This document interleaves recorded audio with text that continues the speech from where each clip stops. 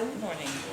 And welcome to the NYCERS investment meeting. Today is March 26th, and we are at 335 Adams Street on the 22nd floor. And I apologize for my voice. I think I'm losing it, but we'll see as time goes by. And Diane, would you please call the roll, trustees? Chair. Here. Dole's office. Here. Public Advocate's office. Here. Borough President Manhattan. Here. Borough President Brooklyn. Brooklyn. Oh, here.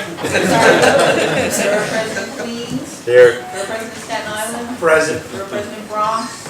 International Brotherhood of Teamsters. Here. Transport Workers Union. District Council 37. Here. We have four. Thank you. We have a tight schedule today because of the holiday. And just want to make sure that everybody has a copy of the revised agenda in front of them. And if not, we do have extra copies. I will hand the agenda over to Thad. Sure. So on the, as Janice indicated, on the revised public agenda, we did move the capital markets assumption to the public agenda. That's the change for today. But we'll start, as we usually do, with the performance reviews. So I will turn that over to Seema Hignorani from our office. You want to walk through the monthlies and the quarterlies?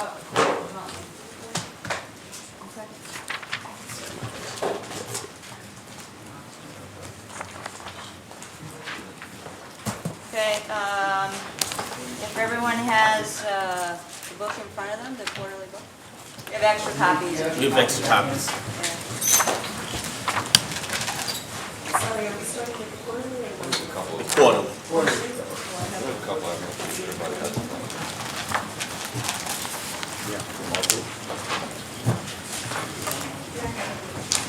Okay, so everybody has one? Okay, so if you would turn to page 3 and 4, 5, you get the update from the consultant Callan in terms of what happened in the markets. But mostly in terms of performance, the equity markets did quite well, whereas the fixed income markets trailed a little bit. Some resolution in what was going on in Europe helped that performance. And so you saw the EFA equity markets actually outperform quite strongly, about 6% in the quarter compared with some of the fixed income markets. As an example, in investment grade, where performance was 0.6% in the quarter, so quite a difference in returns. If you turn to page 7,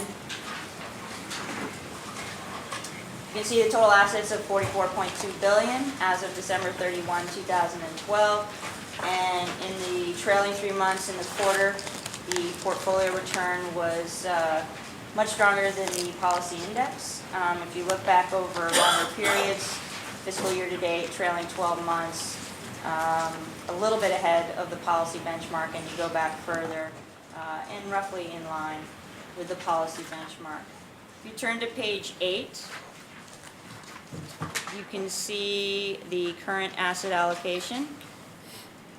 And again, if you look at the bars down below versus policy weights, the systems are basically in line within the target ranges. High yield, as you can see, though, is a bit above. And I know Martin has talked to the trustees about the action there, and I think that action is being in process right now. Okay, so if you then turn to page 10,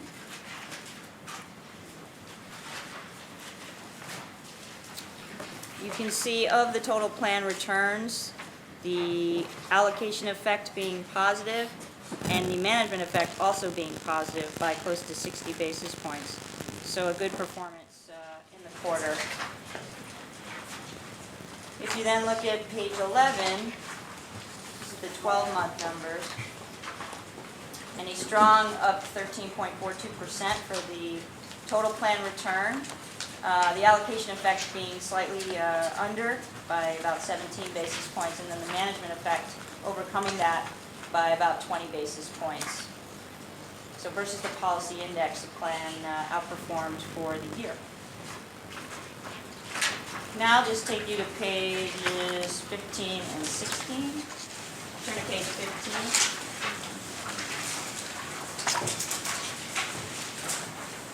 You see that in the quarter, the system was a little bit behind median, but if you look out in the year, in the 3-year, and the 4-year period, top quartile and above median performance for the plan. And on page 16, you can see this by quarters.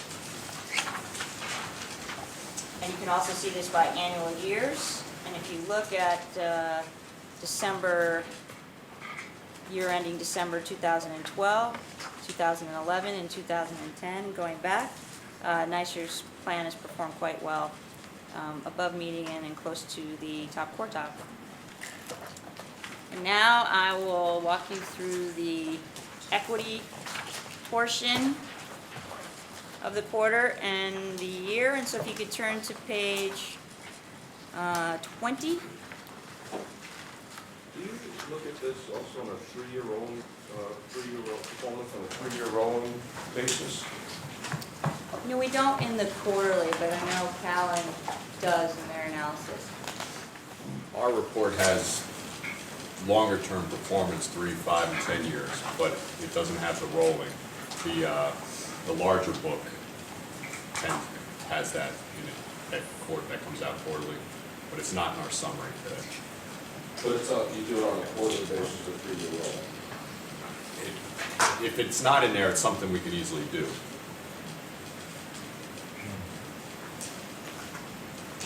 Okay. So on page 20, this is the domestic equity allocation for NYCERS. It's about 35% of the funds, $15.4 billion. And I'll just point you to a couple columns here, the index return, the actual return, and the difference column. And like I mentioned earlier, the index return, the U.S. Equity markets did well, although the international markets did better in equities. But you can see that there were some differences between small cap, mid cap, and large cap. So the Russell 3000 was up about 25 basis points in the quarter. But if you look at the mid-cap S&P 400 index, up 3.6%, and you look at the small-cap Russell 2000, up 1.85%, that persistency between small-cap and mid-cap outperforming large-cap has continued through Q4 of last year. And of the active managers in the difference column, you can see that small-cap active did quite well, as did the Russell 1000 large cap managers. And then mid cap, as you will remember, it's all passive for NYCERS. So if you look at page 27,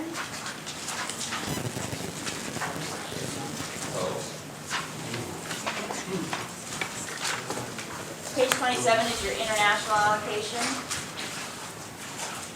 About $7 billion, 16% of total funds. And I'll point you again to these three columns, the index return, the actual return, and the difference column. And again, you can see how strongly the international equity markets have done in the quarter. So EFA passive, you scroll down a few rows, up 6.5%. And then the passive EM, it's the last row, up over 4%. And just pointing you to the difference column, just a couple things to note. Under EFA, your active managers, a little bit behind in the quarter, but you'll remember that we recently funded the new EFA managers from our new search that we finished last fall, and so we should see some of that impact going forward. If you then go to page 28, this goes through some detail on the EFA markets. You can see in the quarter, the purple bar is the NYCERS portfolio, the yellow bar is the index. And so for the quarter, the fiscal year to date, and the trailing 12-month period, just a little bit behind the benchmark. And as you look out a little further, the trailing 3-year and the trailing 5 years, actually the portfolio is doing a little bit better than the benchmark during those periods. But again, we'll look forward with all the new managers that we have through the search that we finished. If you then go to page 35, This is the emerging markets performance versus the custom index. It's about $3 billion, 6% of total funds. And you can see in the trailing 3 months, fiscal year to date, and trailing 12 months is where you start to see more of the impact from the new emerging market managers that are now in the lineup once we finish that search, which was kind of in the earlier part of last year. So the trailing 12-month number, you can see the light blue bar versus the yellow bar. And in particular, the active equity, the darker blue bar versus the yellow bar is showing good outperformance versus the index. The next page, 36, is hedge funds. It's about $1 billion now, so we're still building it out. It's about 2% of total funds, and we're moving toward the 4% number of total funds. That's the target allocation. And here, while we know it's early days, the hedge fund portfolio for NYCERS is the light blue, and the two benchmarks are the yellow and the red. And you can see in all these periods, particularly the full year, the trailing 12-month period, the portfolio is showing strong performance. And the nice thing about that as well is that we're doing this with low beta, which is a good thing to see. It's matching up to what the whole plan was supposed to be doing for us. So far, so good. So I'm not sure who's going to cover fixed income. I can do that. Oh, okay. There you go. Good morning. To go through the fixed income slides, the first chart is on page 38. Fixed income represents 34% of the total funds, about $15.1 billion under management. You can see the largest pie here is structured fixed income program, which is investment grade credit, mortgages, and treasuries. They still represent about half of all the assets in fixed income. The newest pie chart here is, pie slice here is bank loans, the 5.2%. That's around the 11 o'clock mark. You won't see performance in this quarterly report on bank loans because they haven't started performing yet. Well, they have as of today, but not as of this report. So the next quarterly, you'll see them. Turning to the next page. Breaking down the structured fixed income program, which is 70% of the total funds, $7.6 billion under management. Just to look at the difference there of, versus the benchmark, it's outperformed on both an allocation and management perspective. Right now we're underweight the treasury agencies, mortgages, and overweight investment grade credit. To look at a historical perspective of the structured program, turn to slide 40. You can see that it's outperformed for all of the periods here, including the last 3 months. This is the largest program, as mentioned earlier. There are 12 managers and 14 mandates, and so far so good. Turning to the next slide on tips, representing 3% of the total funds, $1.3 billion. Here we have, again, outperformance, and on an absolute basis, quite nice returns. Not due to any inflation, of course, due to the duration and real rates actually going down, so prices going up. Turning to the next slide, 42, our high yield program, 6% of total funds, $2.7 billion under management. There are still a lot of flow going into this sector, even from retail investors, and you can see that generally over time we have outperformed. And on an absolute basis, it looks quite nice as well. Moving on to convertible bonds, the next slide. 1% of your total funds, $567 million under management.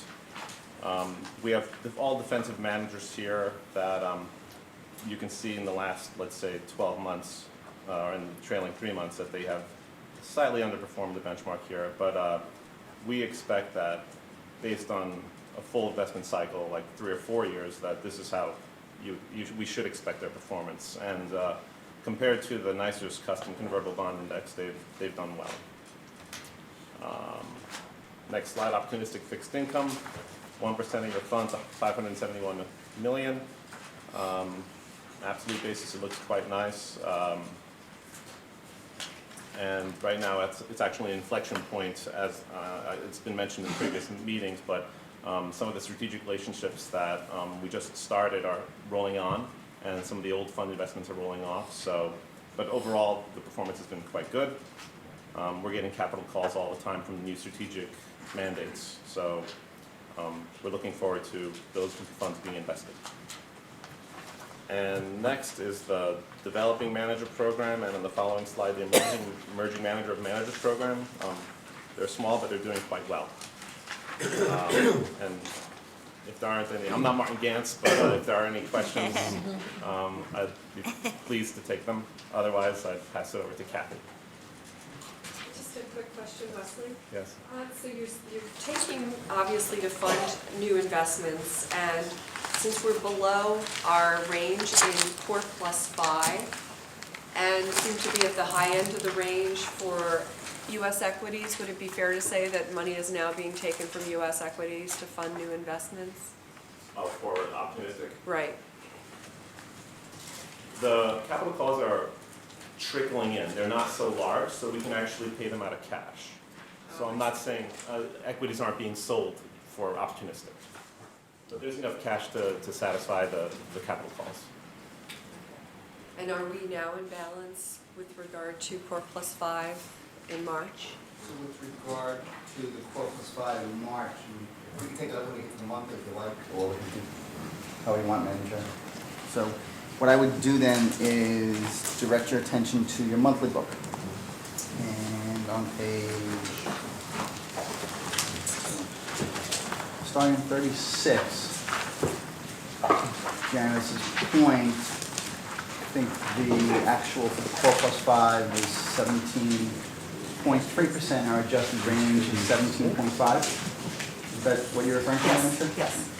So I would have you look at the next page, on page 37, where we talk about the parking places, specifically regarding hedge funds, where part of the uninvested is in the Core Plus 5. And we hope to bring to you next month or so some more opportunities in hedge funds, and as we also fund real estate investments that we're in the process of documenting, I think you'll see that come down naturally. Okay, but it actually should be coming up naturally, right? Because Core Plus 5 is underweight. So If you're pulling more money out of that, it's going to make it even more underweight. But So, you should be in balance. okay, so we're back in balance in Yes, March. you should be- Okay. You should be in March. Right. And that was getting to my It'll depend on question. the pace of when we can document some of the real estate investments and document some of the hedge fund things, but it's our goal to be. Right, and when you are going to be funding hedge funds, you're naturally pulling from the asset classes that we're most overweight. And pursuant to the parking That's places right. established by the board. Right. That's right. I mean, right now, I mentioned earlier, we are taking down the high yield allocation, and some of that money is being reallocated along those lines. Because you can see, right, we're overweight high yield. Right, except I guess, just logically, it would seem that if our US equity policy target is 32.6, and we're at 35.9 versus high yield, which is right on target, why wouldn't you pull from US equities? Because it is overweight versus the policy. Why would you pull from something that's currently at weight and make it underweight? Well, we're in the range in US equities, so we're a little bit overweight, but I don't think that's a major issue. Right, I'm just trying to understand, because my understanding was that we're constantly pulling from whatever is most overweight to pay benefits, to pay fees, to fund new investments. And so I just wanted to clarify that that's still the case. Yeah, no, that is, particularly with what Thad said about funding hedge funds. Okay, That's correct. great. Kathy, do you want to take some of the Yes. big book? Yep. So Kathy, you're on page 5 of the big book? Actually, for the performance, we're on that. Okay, you're going, Yeah. Just the portfolio is doing well on a net basis what against page you went to? 47. On a net basis, with a little bump in the last year from showing fee income. So now turning to your to the books. I had page 6. Is it page 6? I'll just point out some changes in the multifamily public-private apartment rehabilitation program. You made a little over $17 million in new commitments. Now in the. We're now in the large book. What do you call it? The board package book. Yeah. I'll slow down. Page, For those of us whose reflexes aren't so quick anymore. okay.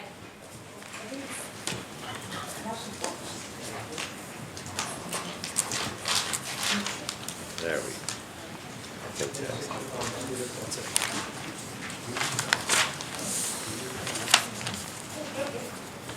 Are we good? I think so. Okay.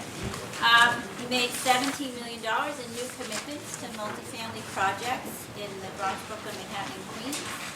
And you purchased a little over $3 million in loans financing those kinds of projects.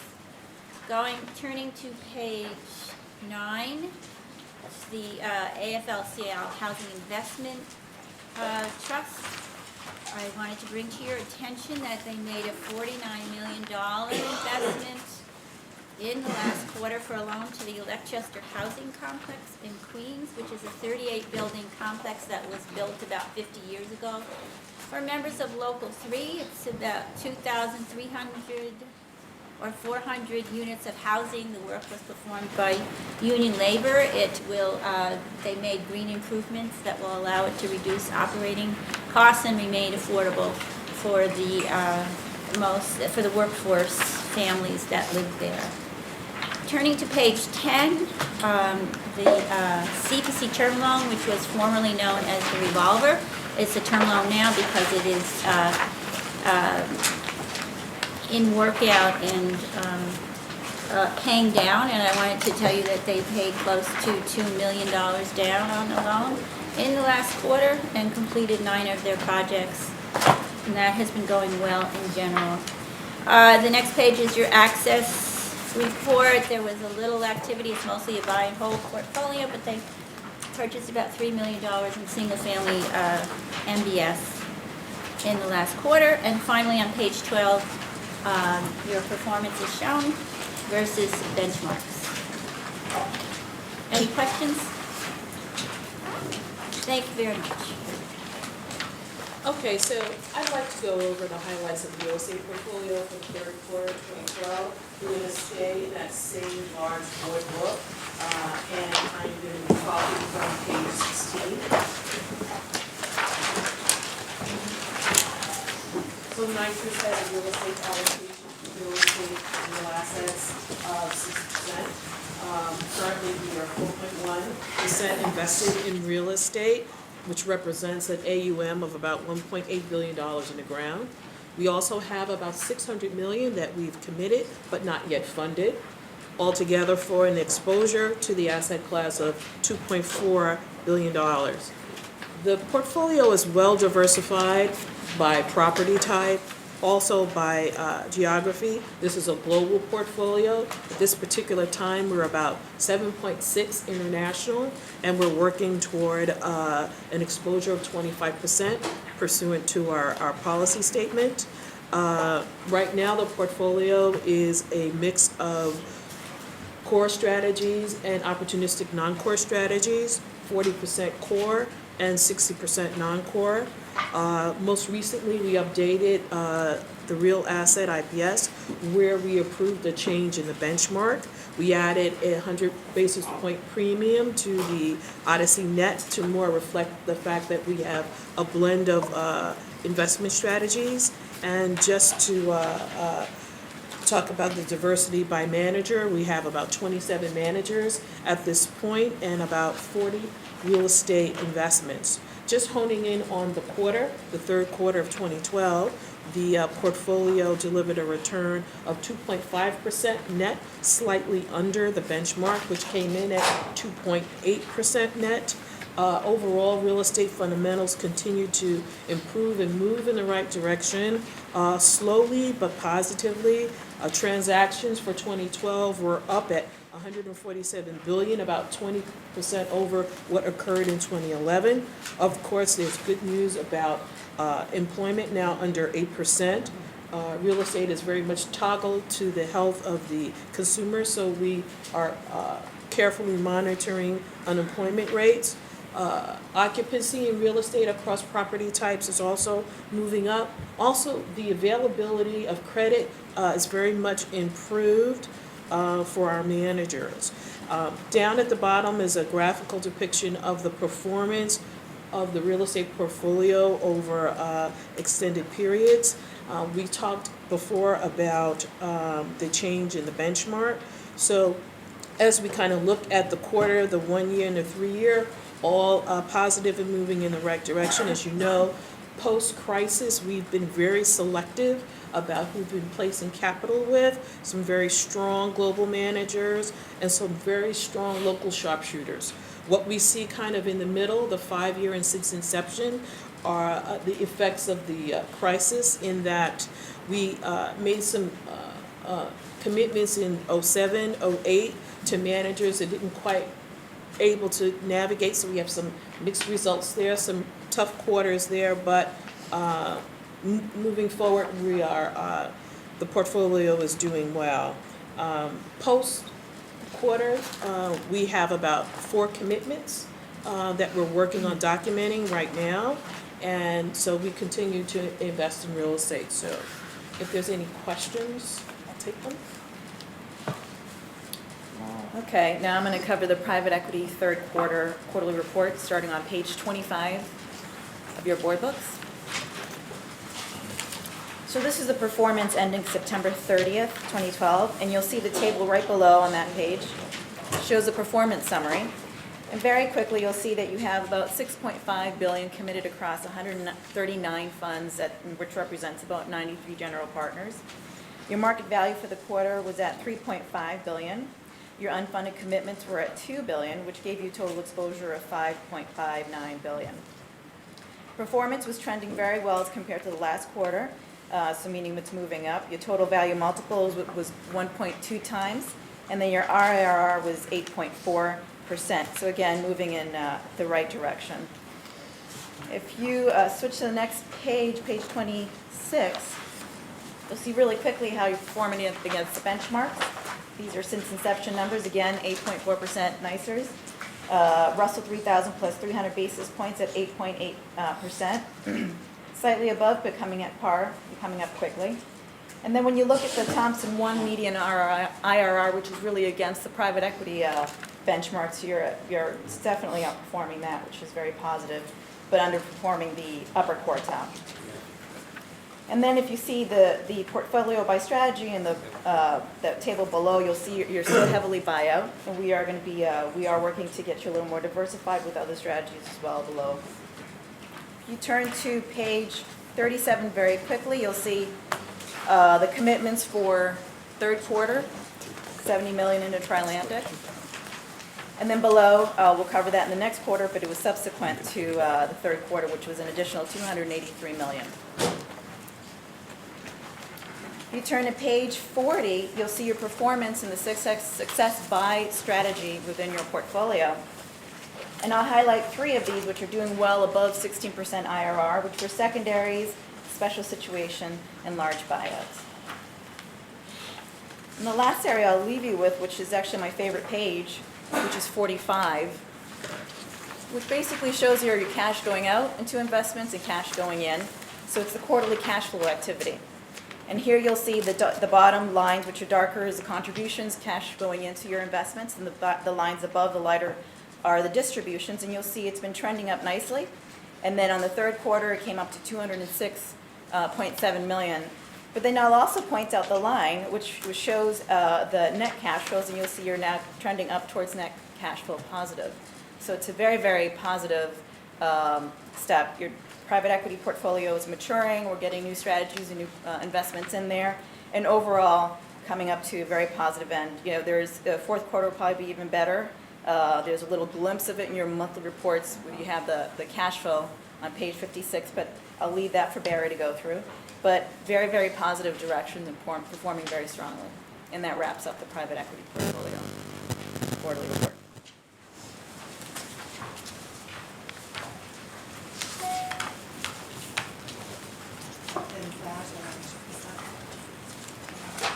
So if we begin for second, I believe now we're going to hear from Mark Klein from Talent. Very good. Actually, I'm going to walk you through the performance. No problem. So Tom and Parker coming around with the handout. It is in the board package, at least the larger summary, starting on page 54. But there's two handouts. One that's not in the board package, it's a one-pager. Thank you.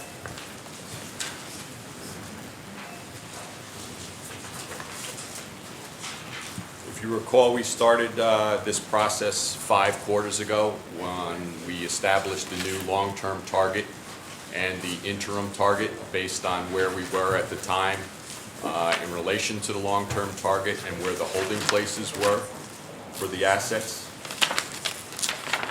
So if you turn to page 2 of the report, this gives you a snapshot look of where your asset allocation was versus the target as of December 31. And then it also shows you how your current asset allocation and target compare to the large public fund database of plans 10 billion and above. And so in that comparison, you see that the domestic equity allocation is higher than your peers. That does include high yield and opportunistic fixed income. The international equity allocation is below your peers. Domestic equity is slightly above your peers. And then the real estate and alternatives are. I'm sorry, Bud, the impression from the heading on this is versus the NYCERS policy? Well, that's the two pie charts. The 2 pie charts here. One is your actual and one is the target. And then the comparisons against the database are showing your actual, which is this fund designated by the circle, and then the target is the triangle. Thank you, sorry. Sure. And then page 3, just to give you a review of how we calculated the interim target. That was based on where we were as of September 30th, 2011, when we started this exercise, and in relation to the actual versus the long-term target, and then the difference was where we pulled the assets from. So that's how we created the interim target. And the next few pages, we're getting into the attribution analysis. And what we have done here is on page 4, first showed the total fund attribution for the last quarter. So granted, it's a very short time period. And this is against the long-term target. And then when you look at the performance, the actual return was 220, the target return was 2.02. The managers in the aggregate added 33 basis points, and the asset allocation effect was a drag of 15 basis points. What helped in the manager effect, which basically meant what asset classes outperformed, was domestic equity, real estate, and the structured fixed, which is the core +5. What hurt performance on the manager side was international equity and opportunistic fixed. On the allocation effect, what helped was an underweight to the structured fixed, an underweight to tips, and an overweight to private equity. Also an overweight to high yield was positive for the quarter. What hurt, however, was the overweight to domestic equity, an underweight to opportunistic fixed, an underweight to international equity, and overweight to short-term investments. That's just on the quarter against the long-term target. Page 5 has the same analysis versus the interim target for the quarter. You see the same actual return. The target return for the interim target is a lower return versus the long-term target, so the outperformance is higher. On the manager effect, domestic equity, real estate, and structured fixed continued to outperform. What underperformed was international equity. From an allocation point of view, basically the same. Underweight to structured fixed, an overweight to private equity, an underweight to tips, and an overweight to high yield was additive. And then what hurt for that period was an overweight to domestic equity and an underweight to international equity and an overweight to short term. What now is getting a little bit more lengthy in term is the 1 1/4 year attribution starting on page 6. So now we got 5 quarters of data here against the long-term target. And you see that the performance was ahead of the target return, so 1541 versus 1529. The managers in the aggregate added 48 basis points. The asset allocation effect was a negative 36 basis points. So what helped over this time period, as far as the asset classes outperforming, was the structured fix, the real estate, the international equity, and the domestic equity. What underperformed was the opportunistic fixed bucket. From an allocation point of view, what helped was an overweight to domestic equity, an underweight to hedge funds, an underweight to structured fix and tips, and also an underweight to real estate. What hurt over this time period was an overweight to the short-term investments, an underweight to opportunistic fixed, and an overweight to private equity, and an underweight to international equity. And what the chair has asked for in the future is to put this in writing, so I will in the future. But basically what I just talked about as far as what helped, what hurt, I'll now put in writing in the future reports. And then, so continuing on to page 7, against the interim target, similar outperformance, a little bit less from the managers, added 39 basis points, and then the allocation effect was a drag of 31 basis points. Again, what helped from the manager point of view was structured fixed, real estate, international equity, and domestic equity. What hurt was an underperformance in hedge funds, and that's a little misleading here because hedge funds actually outperformed the actual target, but the interim target, because the hedge fund, where we earmarked the interim target for hedge funds was half of it going to domestic equity and half to fixed, and since domestic equity did so well over this 1 1/4 year period, now hedge funds look like they underperform against the interim target. And then also opportunistic fixed underperformed. From an allocation point of view, what helped was an overweight to domestic equity, an underweight to structured fix and tips, an underweight to opportunistic fix, and an underweight to real estate. And what hurt over this time period was an overweight to short term and to private equity, and an underweight to international equity.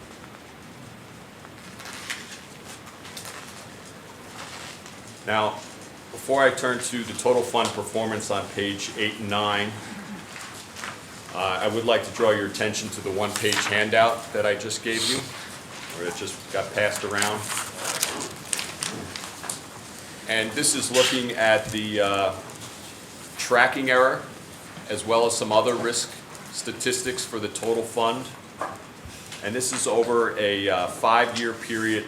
What we're showing, I want you to draw your attention to the middle of the page. So this is a rolling 4-quarter tracking error versus the target for NYCERS, and also the peer group of large public funds above 10 billion in assets. And so the green line represents NYCERS, the dotted line represents the median in the database, and then the gray shaded area is basically from the 10th percentile to the 90th percentile of the peer group. And you see the tracking error was below the median in 2008. It spiked up along with others in the peer group in 2009, but spiked up more than the peers, closer to 3.5%. And if you recall, that's when we had a lower allocation to domestic equity and international equity, and higher allocation to short-term and to fixed in that 2009 timeframe. And then the tracking error came down and is basically close to the median over that time period.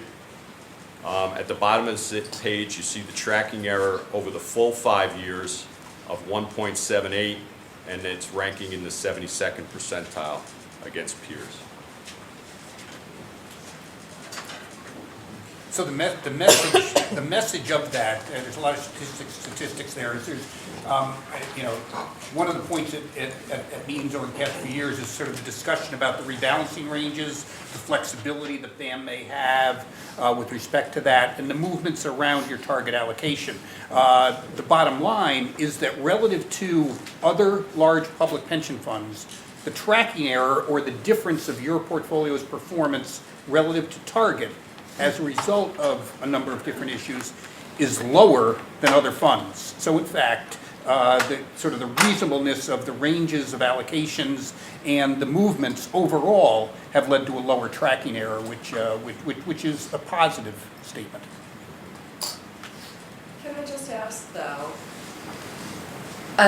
close to a 2% tracking error, 1.8 tracking error, seems pretty high for a negative 13 excess return.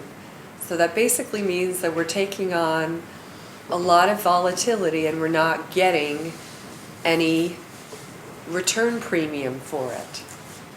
Well, if you look at the statistics on the bottom right of this one-page handout, it would suggest that versus peers anyway, that risk-adjusted number is relatively high. For instance, your information ratio, which is basically the chart showing on the top right, the alpha divided by the residual risk. And in that comparison, you have a 0% information ratio, which is not a high absolute number, but relative to peers, it's in the top quartile. And the same with the excess return ratio, which is a negative number, but it also is a risk-adjusted return, which is basically the excess return divided by the tracking error. So in fact, you are getting a pretty good bang for your buck compared to others. And I think the other thing that plays through is you're looking here over a 5-year period when in fact absolute returns have been negative, and very often absolute return numbers play havoc with risk-adjusted performance numbers. But I think, you know, bottom line, again, one of the issues was is our overall performance tracking relative to our target return? And I think in general, it's doing a reasonable job of that. Can I ask a couple questions, Mark and Bud?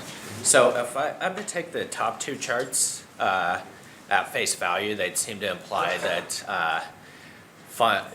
public funds or institutional funds, whatever constitutes this data set, are not being compensated for taking more tracking error. As you know, the scatter plot moves from low tracking error to high tracking error, the excess return numbers seem to drop off quite markedly. Is that a pretty fair conclusion? That's in the top two charts. Again, I think for this 5-year period that you're looking at, Justin, that's what that would conclude. And I guess with that in mind, I would pose the question, or I just make the observation that resembling our peers isn't something that is that advantageous if this is indeed the case. I mean, I would look at this and say, you know, it might behoove us to target a lower tracking error limit because it seems beneficial to relative performance based on this data set. Well, I think what it's saying is that for the tracking error that you've been taking, you have been compensated. Another statistic, and I don't want to bore you with statistic, but the relative standard deviation is your portfolio's standard deviation divided by the index or the target return standard deviation, and that's actually less than 1. So you have a lower risk-oriented portfolio, and the other risk statistics are showing that you are getting relative outperformance versus the amount of risk you're taking. But again, it is versus peers. It's not versus, you know, retail investors. And our peers don't have to pay our benefits. So I think really what we're trying to understand is what is the right level of tracking error, or what is the level of alpha that we should expect given this tracking error? I can see that it hasn't obviously paid off in this recent time period, but going forward, can we expect to be compensated for the risk that we're taking? And if not, what should we be doing about it? I mean, I think, I think the answer to that is over time, the expectation is that for any type of risk that you're taking relative to a target, whether that be active management, whether it be rebalancing, whether it be movements away from range, your expectation should be that you're going to be rewarded for that either in terms of lower volatility or excess performance. And otherwise, you don't take those levels of allocation. So I think, again, looking at, I think you look at these things both relatively and absolutely, and on a relative basis, again, as we've talked about, you seem positioned in an institutionally oriented way relative to peers, and we think that makes sense for you. On an absolute basis for this period, that translates into negative alpha, as you've talked about. But a better negative alpha, if you will, for that time period. There are times where you'd have a positive alpha that would be below median. So I think looking at the one time period, even for tracking error you can look at a little bit easier. But in terms of performance and risk-adjusted performance, one period is more difficult to look at. And so to David Orlick's question earlier, sort of rolling time periods is an appropriate, a better way to take a look at everything. Do you have all the information for us? Can you show us that information We next? can work on that. Next Yeah, I time? don't have it Yeah. here. Yeah, I mean, we should see rolling alpha, rolling Yeah. tracking error, rolling information ratios. And do we have a tracking error budget and an alpha target for this fund? I don't think at the total fund level. I don't think so either. We'd have to go back to the IPS, but I don't think so. Is that, I'm sorry, is that something we've ever talked about? Not since I've been here. Not on the fund basis, we looked at individual investment classes. And Bud and Mark, I think a lot of this is also baked into the conversations that we've had over time when we look at our asset allocation over the period. And I think this is a healthy conversation, but when you guys do the asset allocation and that's sort of baked into that conversation, is that correct? Well, it is, I think, where Janice and Justin are coming from, and they can correct me if I'm wrong, is I think they tend to be looking for something that's more absolute in terms of this is a specific tracking error, this is a specific allocation to different styles, different active, passive, et cetera, and that becomes part of the policy statement. I think sometimes we have seen that.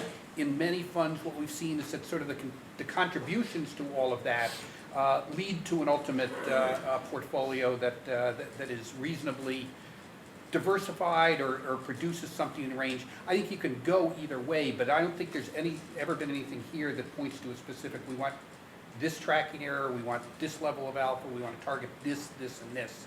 I think the conclusions roll up to what the board has been comfortable with. So I think that all of that can be examined, but it never has been here.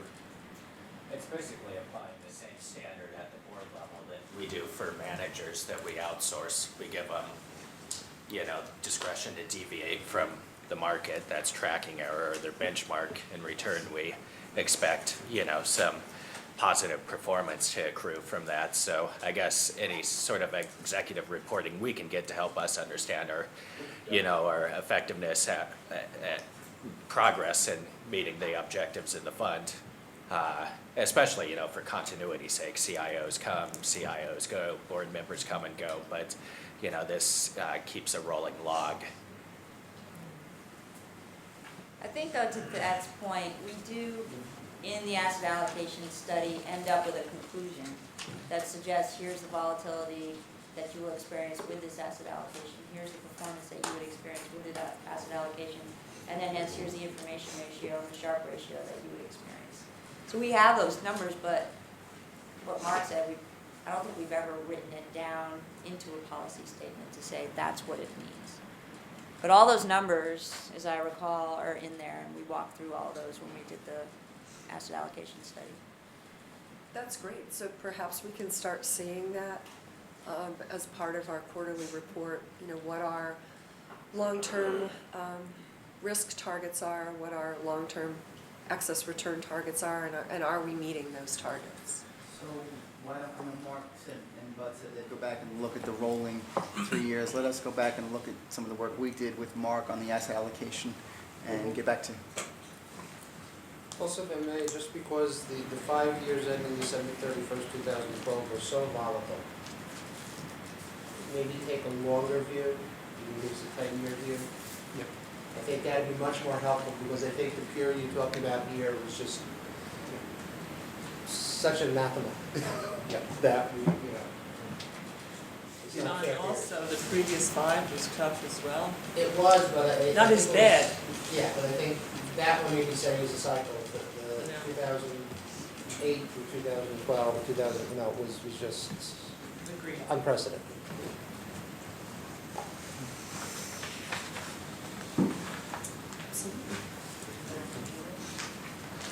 Would you like me to continue?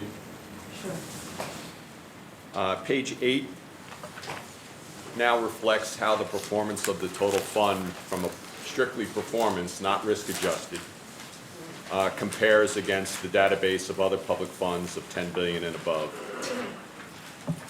And here we do the last 1, 2, 3, 4, and 5-year periods. Every one except for the last 2 is above median. The last 3-year number is ahead of the policy target. However, the 4 and the 5-year periods are below the policy target, but still above median, and the 4-year number is top quartile. Page 9, as we've talked about in the past, is an asset allocation adjusted ranking, which says, well, what if everybody in the database had the same asset allocation as NYCERS? And basically, it's more of a focus on the manager effect. And so in all cases but the 4-year number, there is an improvement in the rankings. It's just the 4-year number that goes from 24th percentile down to 35th. But in all other cases, there is an improvement from the adjusted rankings. The next page is, page 10 is the calendar year performance versus the target. So 2012, we actually underperformed versus the total fund target. This is just the calendar year. Before, I was looking back 1 1/4 years, 5 full quarters. So the calendar year, we underperformed. 2011, we outperformed. 2010, we outperformed. In 2009, which the biggest underperformance was when we had that overweight to fixed income versus the target. And that was led to the higher tracking error we talked about. Page 11 is just looking at total domestic equity versus the benchmark. The last quarter was strong outperformance.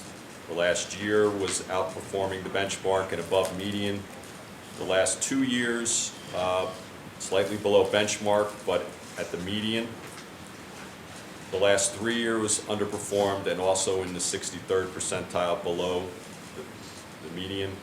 And then the 5 and the 10-year numbers are above benchmark and above peers, above the median.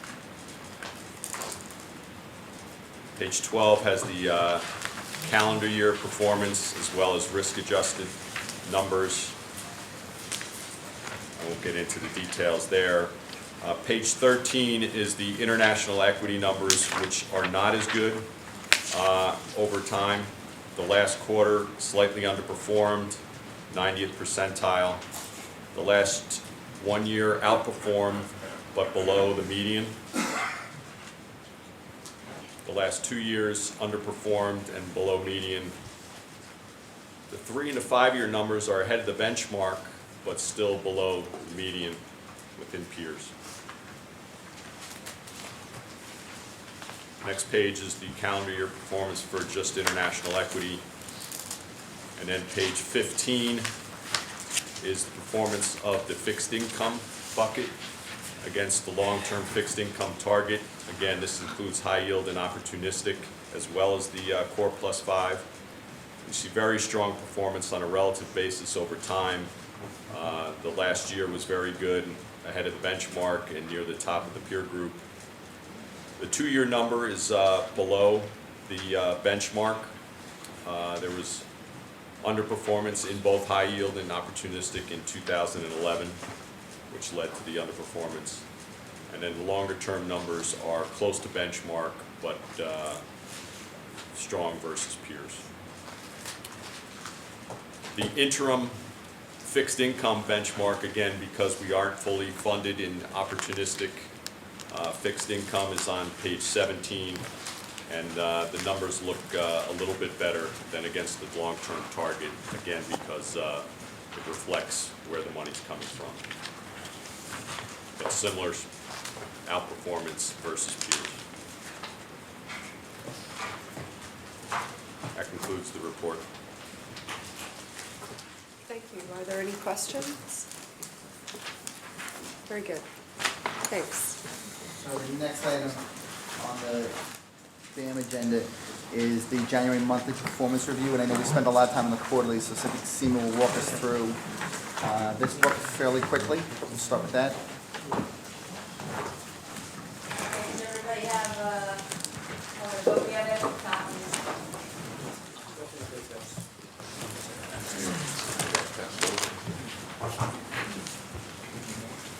So I'll just go through some of the economic slides quickly, and then we'll move into the January numbers, and we also have February numbers for the fund.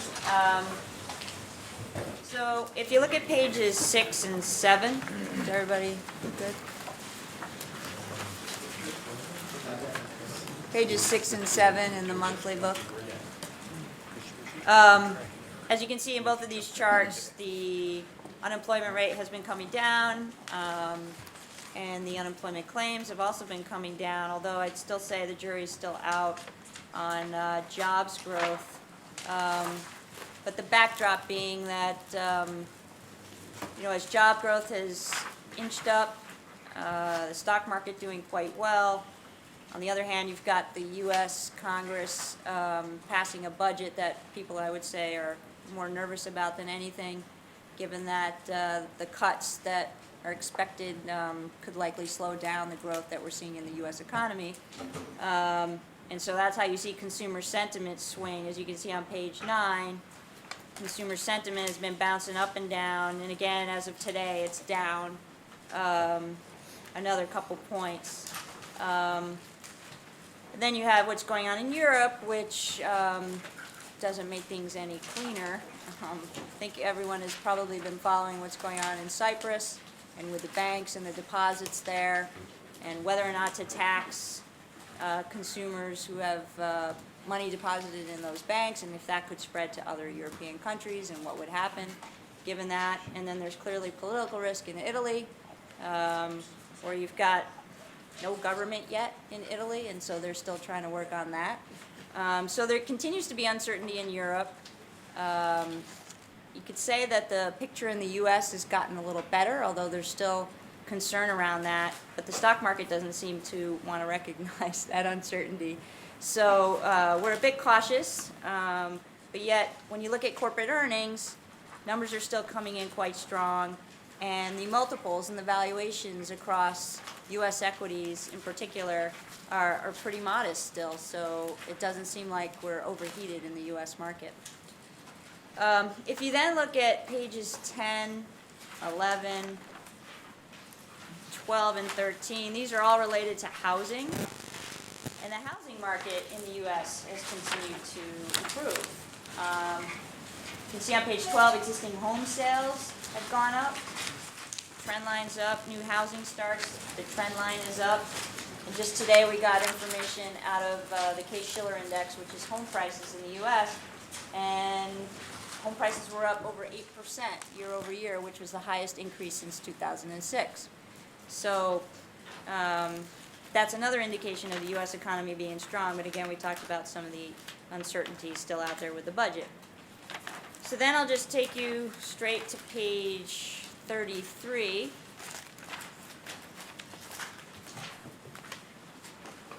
As you can see here from this chart,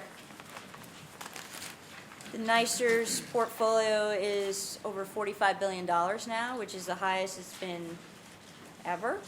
And over this 10-year period, the 10-year return now through January 31st of 2013 is 8.45%, so a very strong performance number for the plan.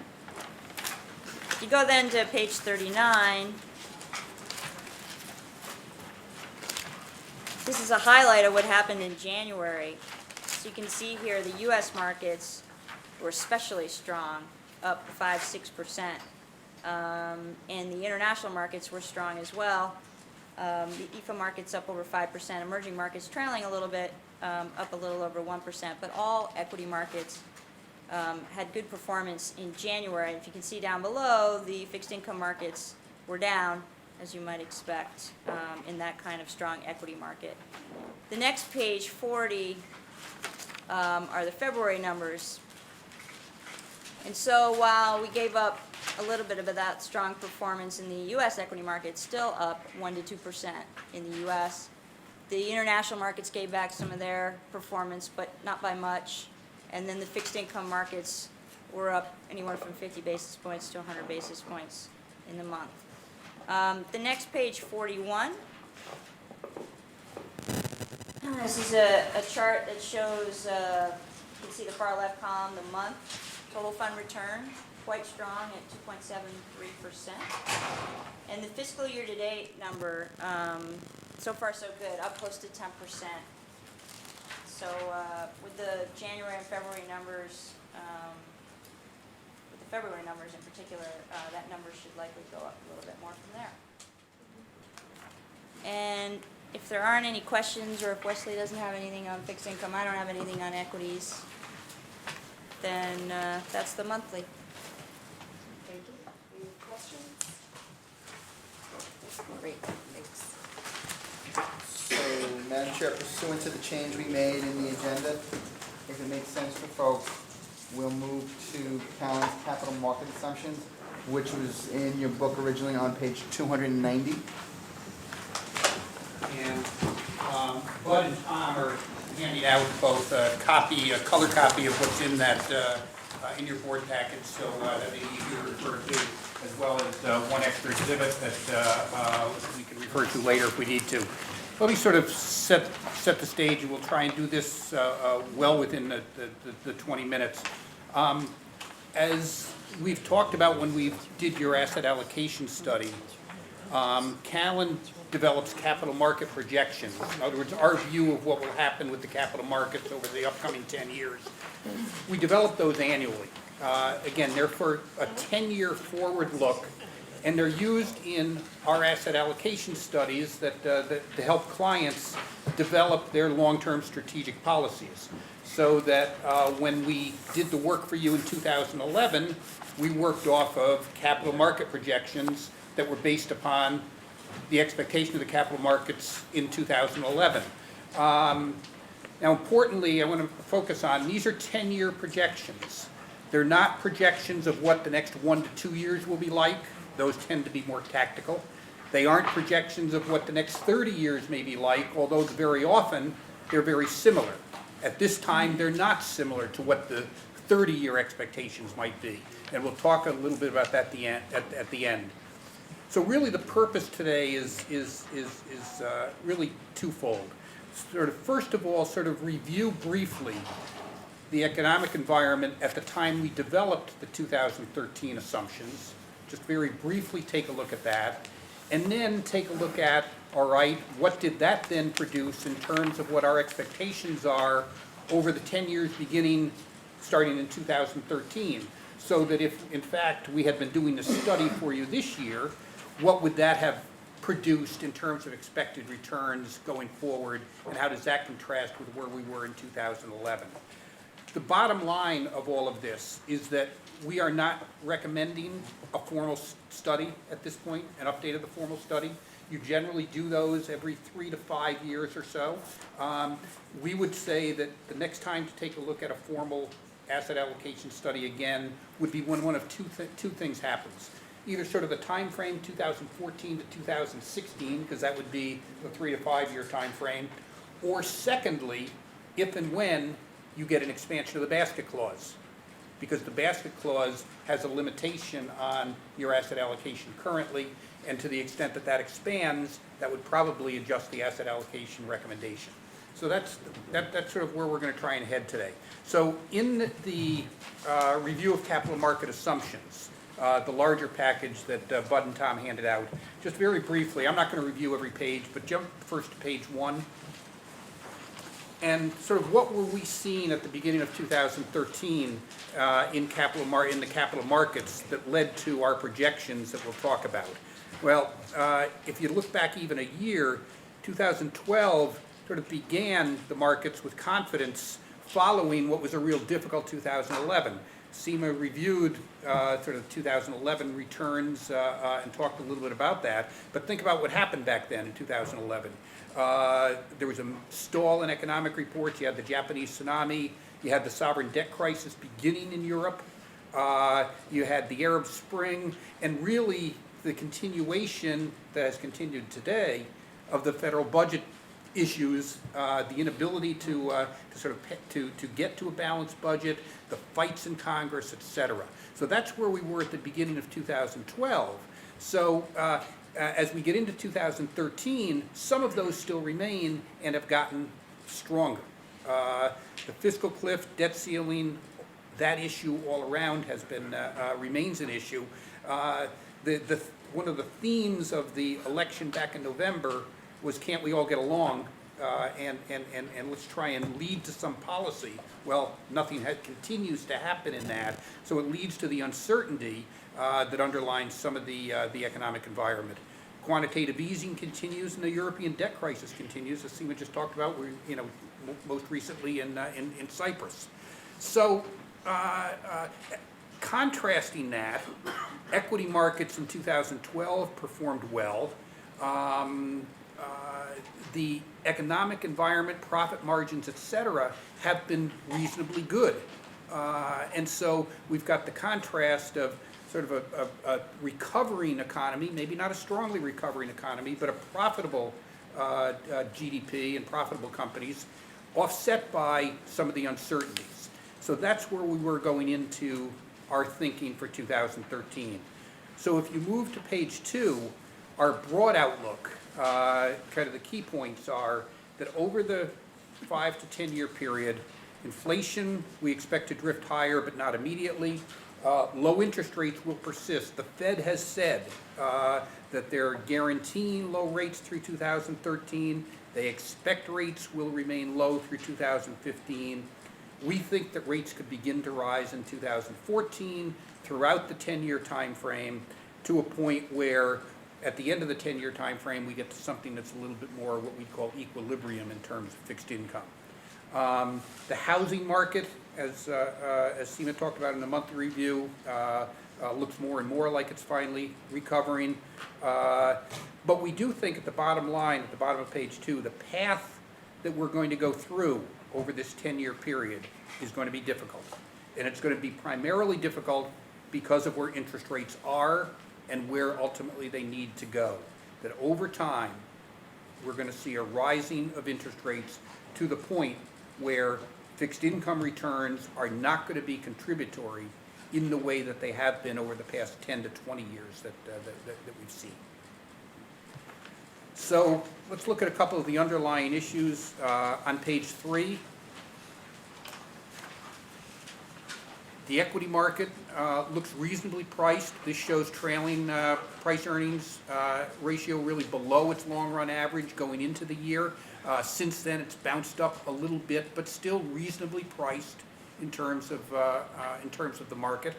And so as we go to page 4, as we sort of build expectations each year, we sort of take a look at a number of different things. So we expect dividend yields, which have currently risen from the end of the year. They were a little under 2% at the beginning of 2013, up to about 2.1% now. but we expect dividend yields likely to stay near current levels. Equity valuations are moderate to attractive. Corporate profits near a long-term growth rate, but companies being unwilling to spend money. It's been sort of, unemployment, as Seema talked about, it remains sort of stubbornly at a 7-8% level, while profits have improved. There's sort of an unwillingness to spend, and so how far will the growth rate go? Bottom line, the very last point on this page, are we at an era of lower trend growth in GDP? You'll see a little bit later that we hypothecate, at least over the next 10 years, that we are. Yeah, Pat. If the companies can manage well now without the employees, is there any impetus for a company to hire back people in certain industries because actually they're doing well now? And we would continue to have a large section of the population unemployed. I think that's one of the uncertainties that's out there. Historically, what we've seen is that when in fact money from profits that can be put to good use in reinvesting or in growth, that in fact that's exactly what happens, that employment grows. What it has not been happening over the past couple of years, unemployment has moved, again, slowly lower, but not substantially, and I think that's one of the questions that hangs out there. Will the companies put the money to work to hire?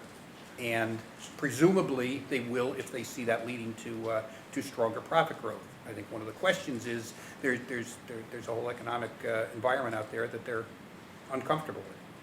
But if they can manage without people, I don't see why the company would do it. I mean, it's very disturbing, but I think it's a reality. I understand, but I think the issue gets to, will they see improving do they see improving profits that would come from that? If they do, then I think that overcomes that inertia. Okay, thanks. So, the bigger issue is on page 5. Fixed income is the real conundrum that we've talked about. What this chart really traces is the level of yield on the Barclays Capital Aggregate Index going back over the past 12 years. The bond markets, with the exception of a couple of time frames, but overall, interest rates have fallen substantially for the past 30 years, leading to a strong bull market in bonds and contributing to a good equity market over that time period. This just traces from the beginning of the 2000s over the past 12 years and shows that as of the end of December, the yield on the Barclays aggregate is down to 1.74%. It's at an extremely low level.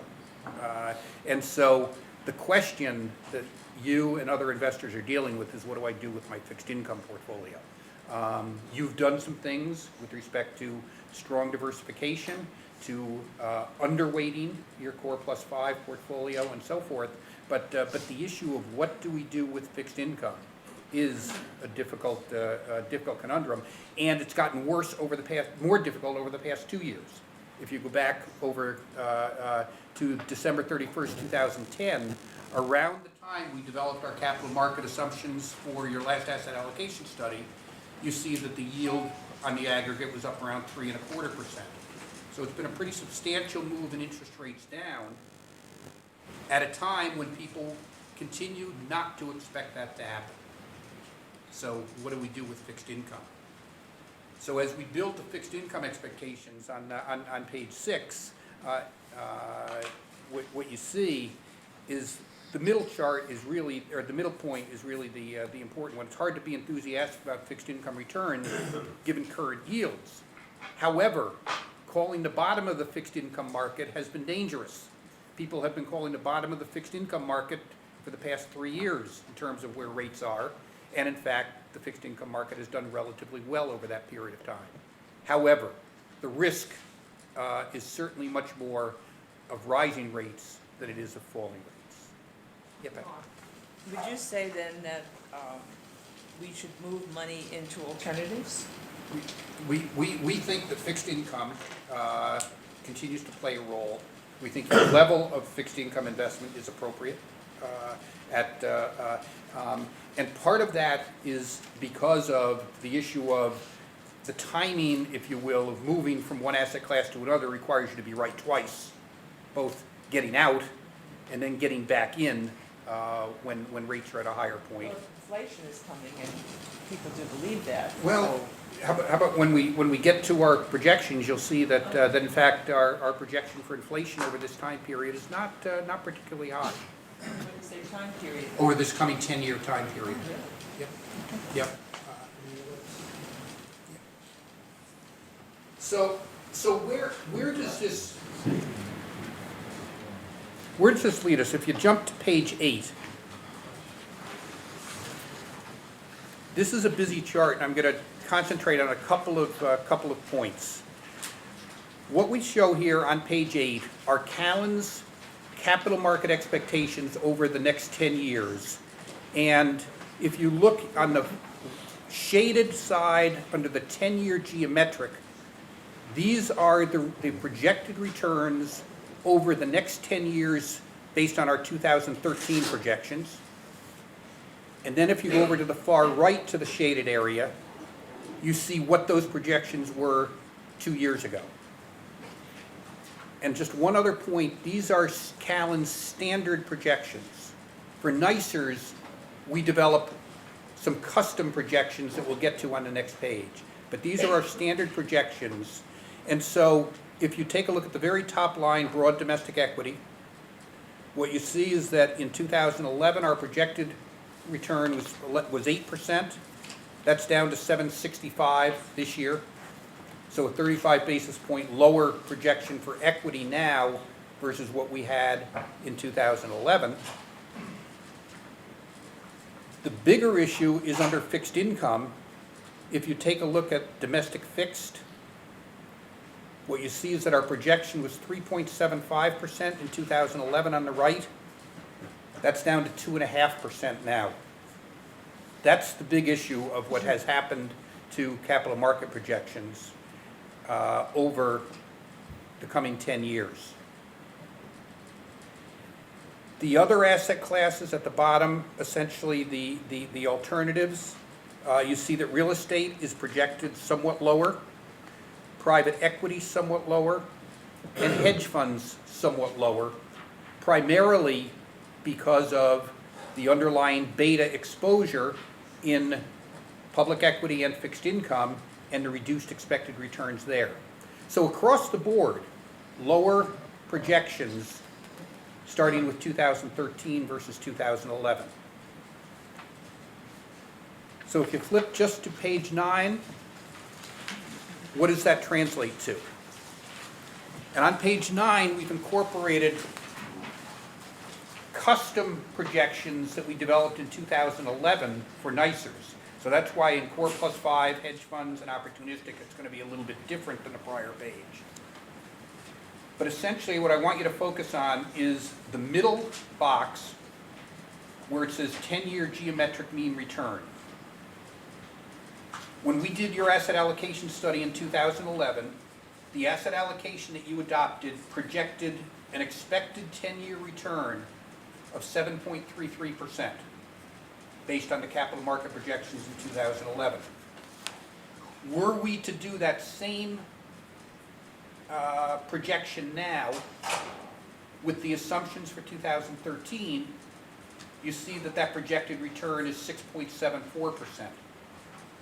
So essentially, an expected return of about 60 basis points lower than in 2013, and a somewhat higher volatility, standard deviation increasing from 12.9 to 13.35%.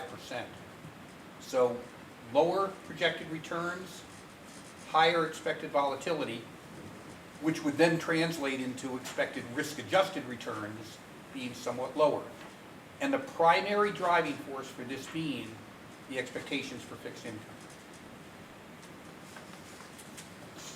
Mark, Is the higher standard deviation and then that's attributable to Fixed income, just the volatility going up, correlations coming down, across asset classes. Could you give us some insight into Yeah, what that? Justin, on the prior page, on page 8, I didn't really talk about standard deviation, but actually the volatility is, the increased volatility is more on the equity side than on the fixed income side, at least at the Barclays Capital aggregate level. Now, I internally, we even would have some discussions about the lower projected standard deviation for fixed income from where it was, because with a rising interest rate market, we might expect it to be somewhat higher. But I think bottom line, the higher standard deviation is primarily related to an increase in expected volatility on the equity side going forward. So with that in mind, is there anything we should consider or could do to equip ourselves to lower that through asset allocation studies, diversifying assets? Going back, to what I said at the very beginning, we wouldn't recommend any changes at this point. The changes we tend to recommend will come more off of either changes in the plan demographics, plan funded status, et cetera, when we do asset liability studies, or as we mentioned earlier, change in the basket clause. Here, the limiting factor that you've got is very much a basket clause issue. So at this point, we wouldn't recommend any changes in your current asset allocation. We think the resulting capital market projections that we've shown to you here today results in a lower projected return at 674. At the same time, that assumes a fully passive net of fee return going forward. It's in range of your 7% return over the 10 years, but at least more importantly, to get to one final point that I would get to, which is on page 12. One of the terms Ranji introduced when she was here that I liked was equilibrium returns. I never used that before, and I've sort of adopted it a little bit more. Very often, our 10-year projected returns will be very similar to what capital market projections would normally be, sort of 30-year returns, equilibrium. As you can see on this page, they're pretty substantially different. If you look under current expectations, you see that stocks are projected at a 7.75 nominal, 5.25% real return. If you compare that to the long-term 30-year expectations, we might project 30-year returns at somewhere in a range of 9.5% and a 6.5% real return.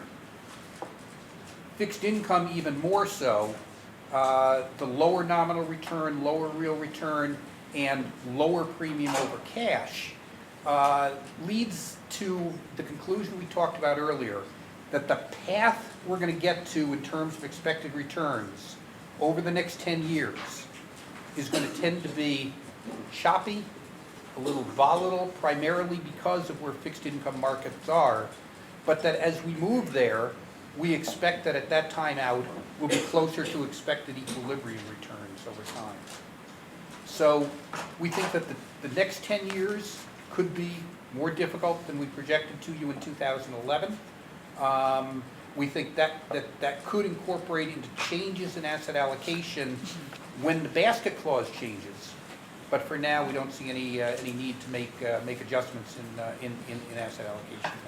The message really is that the expected outcomes are a little worse than they were in 2011, primarily because of fixed income, but also because of lower expected income. I have a question. Yep. I had spoken earlier with you about this, about fixed income, should we make a change? But inasmuch as the basket clause is 25% at this time, and you had spoken earlier in another meeting about your agreement that it should be up to 35%. Right. If it were 35% now, what recommendations would you make? Good question, Pat. Can we go back in the presentation to page 10?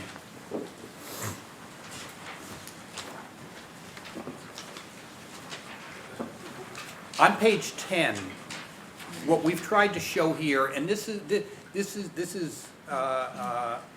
sort of rough at this point, but I think it leads to reasonable conclusions. If your basket clause if you could accommodate a 35% basket clause now as opposed to a 25%, what we show on this page is where we might recommend you shift your assets to reflect that. And there's really a couple of primary areas. The first is a shift from U.S. equity to non-U.S. equity. Because remember, your basket clause now says that any non-U.S. equity over 10%, or any non-U.S. investments over 10%, counts toward the basket clause.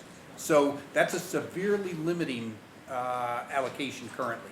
So that would be one of the changes. The second change would be a likely recommendation for an increase in your alternative assets.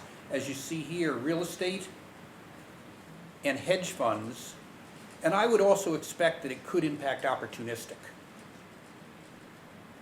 But those are the major changes that we'd recommend if you had that flexibility now. Okay, thank you. Now, that, where are we on this? We had discussed it a couple meetings back. Thanks, Pat. So we met with this board as well as the other retirement system boards, and 4 of the 5 have endorsed the concept of working together cooperatively to increase the basket to 35%. At a meeting last week, the BERS board laid the item over, but the 4 of the 5 pension boards have endorsed the concept, as I said, of going to Albany and working collaboratively to seek an increase. So do we have legislation that's being written? So we have a draft and a draft memo of support, as I've mentioned to the actuary, since we'll need his help in getting a fiscal note. So the last item at the mayor's request, Moby's request, was that we met with Janice and her team, and that was probably 3 weeks ago, and we're still awaiting a response as to their position on the prospective legislation. So, Madam Chair, We haven't seen the legislation, so I just want to waiting make for sure that, legislation? we haven't seen any legislation, so just to let you know. So I would tell you a couple things. One, there was a draft that we did circulate. I'm happy to recirculate it. It changes one number in the retirement social security law from 25 to 35. And I think where I left the meeting that we had with your folks, Madam Chair, was that you would get back to us as to whether or not you would be in support of working collaboratively with our office and the other stakeholders to move to 35. And I thought that's where we left the meeting.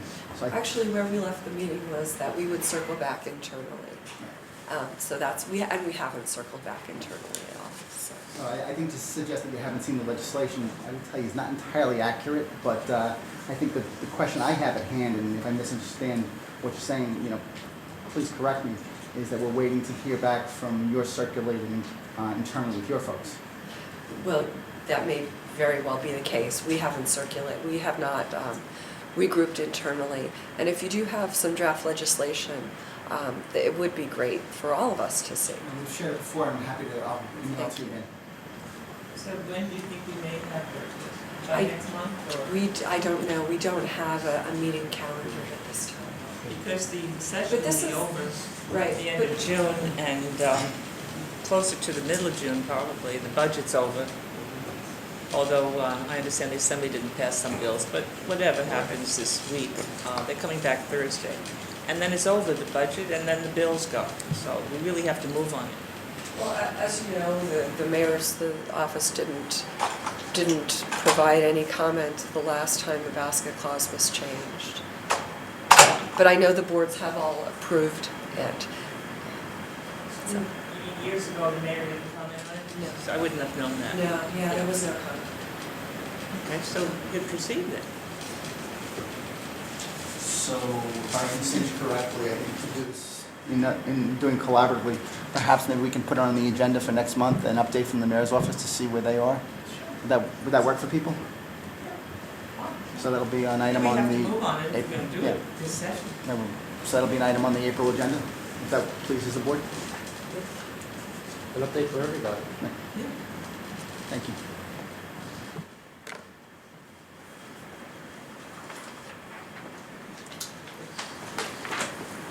Yes, Jimmy? Did mark your projections for the 30-year time period. Can you explain a little bit your assumptions, reasoning for that? Yeah, Jimmy, I think a couple of points, without going back to it. One would be that bottom line GDP growth expectation would be higher over the 30-year than over the 10-year. GDP growth right now, as part of our assumptions, are projected out over the next 10 years at somewhere in the 2.5% to 3.5% range. Longer-term GDP growth expectations would be more in the 4.5% to 5% range, which forms a base for beginning that. The second is in terms of sort of an absolute level of return. At this point, we have a inflation expectation in the 2 to 2.5% range, with sort of a 30-year range being much closer to a 3% or higher. And so as you accumulate sort of the extra 1.5% to 2% that comes from higher expected growth over a 3-year period or over a 30-year period, and a higher inflation assumption leads to that level of absolute expected returns being somewhat higher. What are the assumptions for the higher expected growth over the long? You mean that go into that? They go into For what? 4.5% to 5.5% GDP But growth. why, what are the reasons for believing that growth will I'd have to happen? go back into and ask our economists that put it all together. But essentially, it comes from working through some of the issues that we talked about over the coming 10 years, which is somewhat lower profit growth with companies, nursing those companies still further back to health, the underlying economy working its way through, all of that playing through in terms of the projections of that. Do you know how the projection of about 9.5 for stocks compares to the previous 30 years? I don't know over the previous 30 years, but 9.5 and maybe even more, a real return of equities is 6.5% is on track with history, and that's sort of what is also the part of the equilibrium return is also a reversion to mean. Is there any reason to think that history will not repeat itself over the next few decades? Well, I think some of it. Yeah, the one thing that has played through, especially over the past 35 years, has been the movement of interest rates. I mean, it has been a friendly economic environment, both for equity returns as well as for financing for companies over that 30-year period. The next 30 years are not going to repeat that, and so there is that will play through. Our view is that the movement up in interest rates will take place in a gradual, I hesitate to use the word managed, but gradual way that will still accommodate the reversion to the type of growth expectations that we normally see. But that is, to my mind, the one significant difference over the past 30 to 40 years relative to where we are now. What happened? There also I couldn't hear the end. Oh, okay. there are, but I guess economic factors of economic growth are another big factor other than the financial factors. Sure. And you don't have you have to check with your economist. I don't have that, and we can report back to you. One thing I overlooked when we went over the projected volatility and sources of risk, I'm looking at this smaller handout you sent around. Now, it seems that we're even more concentrated in equity risk than a couple years ago. And would those assumptions change any if we were to migrate to a higher basket clause limit? Yeah, I get, as I take a look at what Justin's referring to is in the handout, the first page of the handout, the very bottom that refers to public equity risk, public and private equity risk, and opportunistic risk. You see a slight increase in the level of both public and private equity risk relative to 2011 projections. I think that is somewhat cautionary, but I also take from that the relative level that we had prior to the 2011 study showed public and private equity risk up in the, and I can't remember exactly, I think it was sort of the 88, 89% range. One of the things we did in 2011 was substantially diversify the fund to the extent you could, given the basket clause issues. So we view this as, yes, somewhat cautionary, equity risk increasing somewhat, but I think it's marginal, and I think the bigger ability to change something is at the basket clause issue. When that increases, it gives substantially more flexibility to reduce public and private equity risk. Yeah, I guess it'd be helpful to just see these numbers, your projections under, proposed basket clause increase if it really does move. Public and private equity. Yeah. Yeah, I didn't think about that. That's, yeah. Because it just seems, without some kind of analysis to show that, it really does alter the composition, the diversification of the portfolio, it would seem, that we should reevaluate what would need to be put in place in order to materially change that to a more ideal mix so that we're not all just concentrated in equities. And I didn't express that too well, but I guess what I'm getting at is what is a more ideal mixture of risk, and what would be your opinion on how to get there? I'm not entirely confident based on what we've seen so far that just a 10% hike in the basket clause is going to achieve that. Okay, let us see what we can do. I think our view would be that not having run those numbers, that would be one of the more helpful ways to be able to do that. Some of it, as we said, would be shifting U.S. to non-U.S. equity, but that's also a diversifying in itself. Didn't you actually do that when you did the asset allocation study? I remember we talked about some hypotheticals at a 35%. We might have, John. I think you did. Yeah, I would okay, yeah. second that. You did. Okay, yeah. So I'll I supply that actually to have you. that, so let me see. I have the asset allocations. I remember one of them, we discussed it, and we had some projections out there about And I guess I was tapping my kind of rusty memory, but I just don't recall it having moved the dial much that materially. I think in my memory, probably roughly not much of yours, it didn't, but it was better. I think we was talking about, like, to make a material change or make a significant change down to a more comfortable level, which was discussed at that time, would have taken like over 40% or 45% basket clause, and no one was comfortable with even suggesting that. It's not in the May 2011. We didn't do that. I have the slide. When I send the legislation in the draft, I'll send you the slide. That'd be great. Yeah. Yeah. I'll They send do the slide remember to you. proposals about that. I seem to remember talking about that, yeah. Finally, Cal and I seem to recall, and this is legacy studies you put together that are in our file cabinet, but your economists do these global breakdown of valuations by, stock market, and, countries and asset classes. Would it be possible to get an updated slide on that? Thank you. Bob, do you have a question? No, if I might, a couple of comments though. As you know, the actuary recommended a 7% net of expenses long-term assumption for discounting the liabilities and determining funding contributions. The 7% being at the high end of the actuary's estimated range.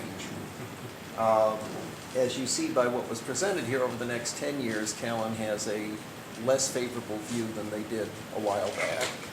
And yet in the long run, there is this consideration that things will return to some equilibrium closer to the historical averages. That could well be the case, but it's not the opinion of the actuary. In my reviewing the literature and doing my analysis, I look at the long term for the 20th century is probably not the same as, or the 21st century is probably not similar to the 20th century. The literature tends to show that two things suppress economic growth: increased debt levels and aging demographics, both of which are coming into the fore over the next 50 years, not just in the United States, but throughout the world.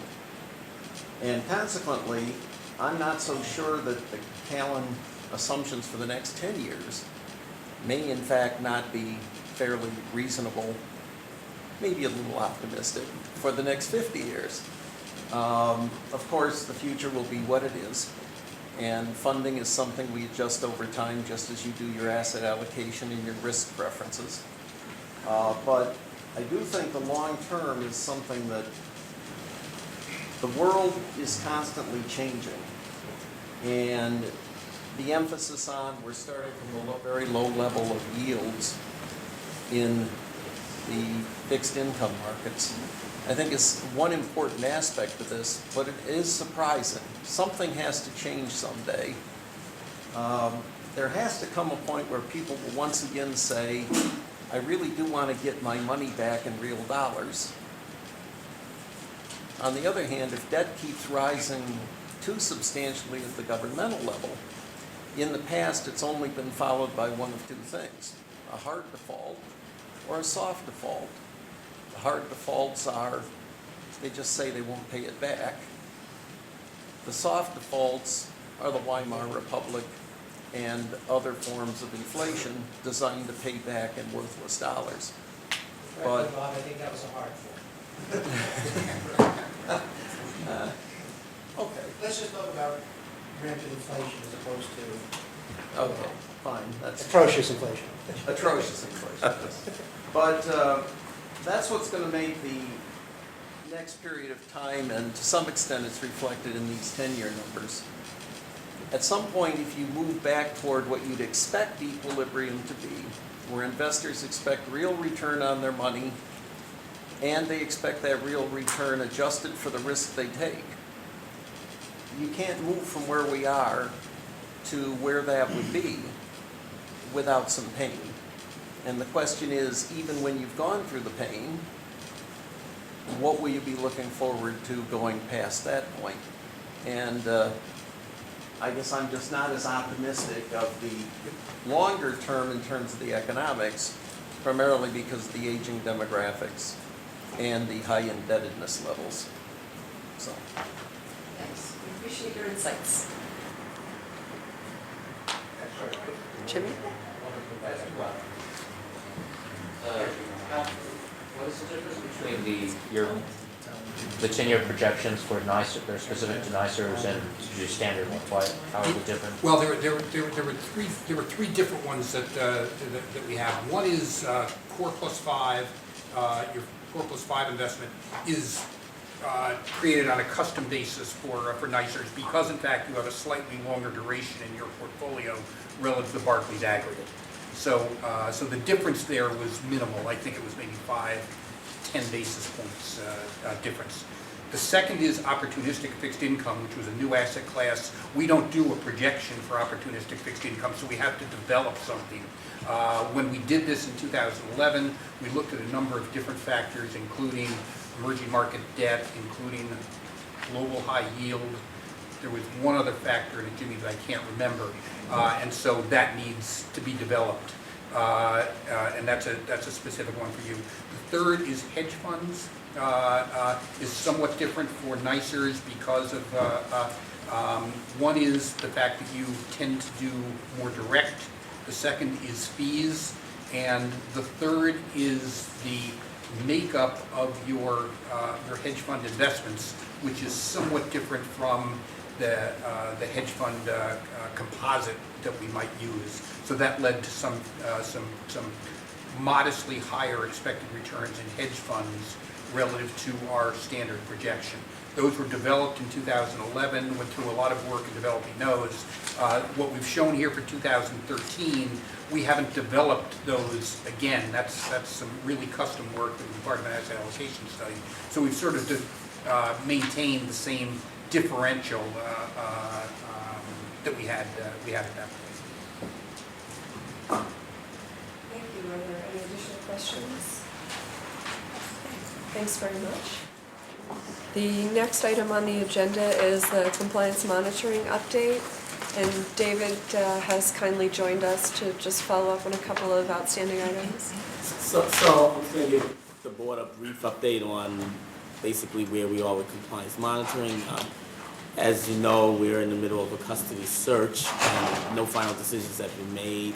I'll remind you, Bank of New York is our current custodian. They've provided many new reports over the years. They became our custodian in 2004. And since then, you've seen the benchmark comparison report, you've seen the policy sort of versus the range report, you've seen liquidity reports. And as most banks do, they build those compliance reports from the security level up. And most of their compliance actually exists at making sure managers are within their investment guidelines. And what we do is work to try to bring that up to a board level report that you can see. This RFP is very different than in the past. We're actually looking at multiple providers to do multiple parts of the service, which really is trying to get sort of a best practice across the board. So instead of sort of one-stop shopping where everything comes from one provider, we're actually looking at different vendors and trying to build partnerships with us and several vendors to provide the reporting to the boards. We're looking at the staffing that they provide, what they provide for other clients our size. We're a fairly complicated entity, to say the least. So there's not a lot of people that look like New York City out there. But what we spent time doing is actually showing them the reports that we currently provide, asking them to provide samples of what they provide for others, and we're in the midst of doing that. What you find is there are, I would say, there's two different flavors of providers. There are providers more like consultants that actually really truly understand the assets under management and build that compliance accordingly, which is more what we want.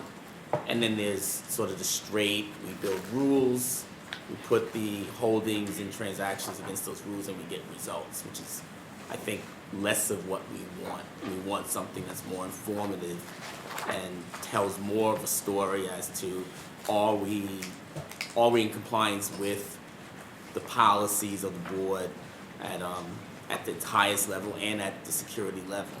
I know that's not a lot of detail. Our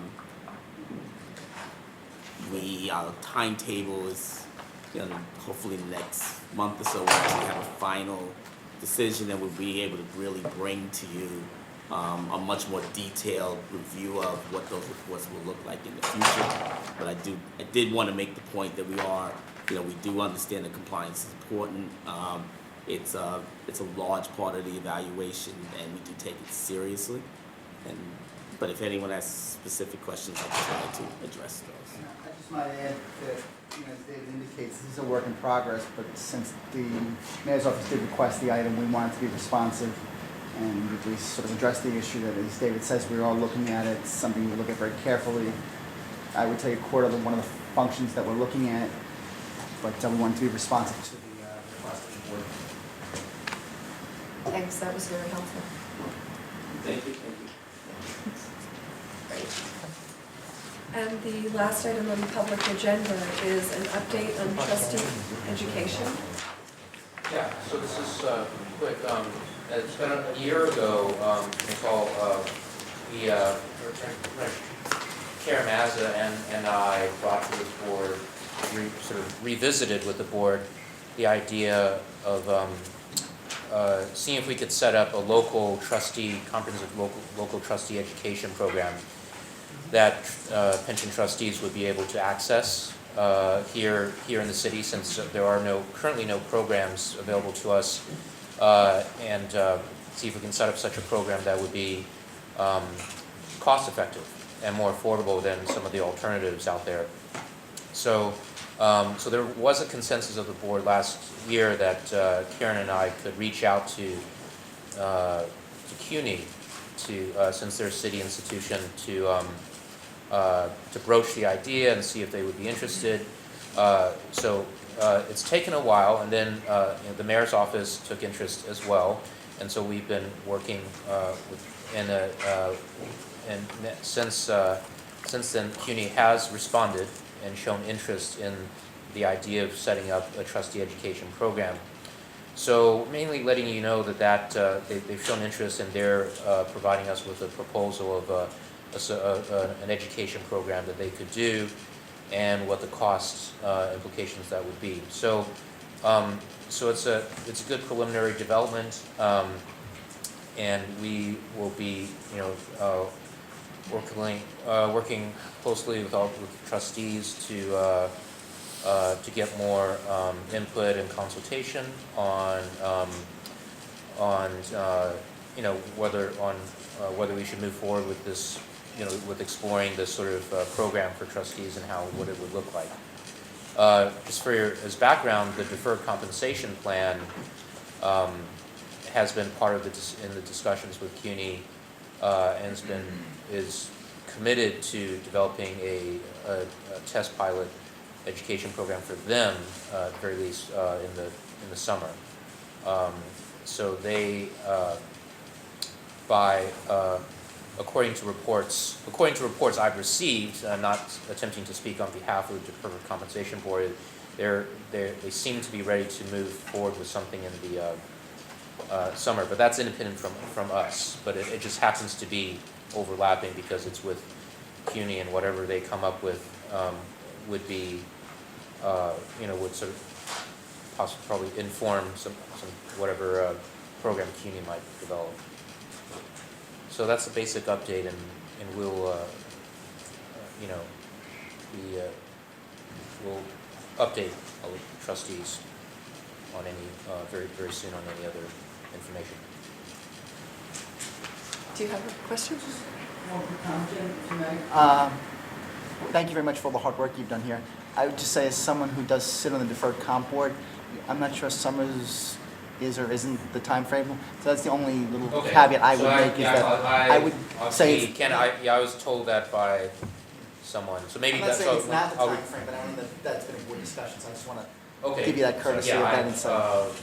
It's not, either way, it's not really relevant to us, so I thought it was just an interesting piece of background information. Make sure the record was... So that's, yeah, that, what I said was simply hearsay from someone, but I won't comment on that anymore. I just wanted to have a clear record, that's all.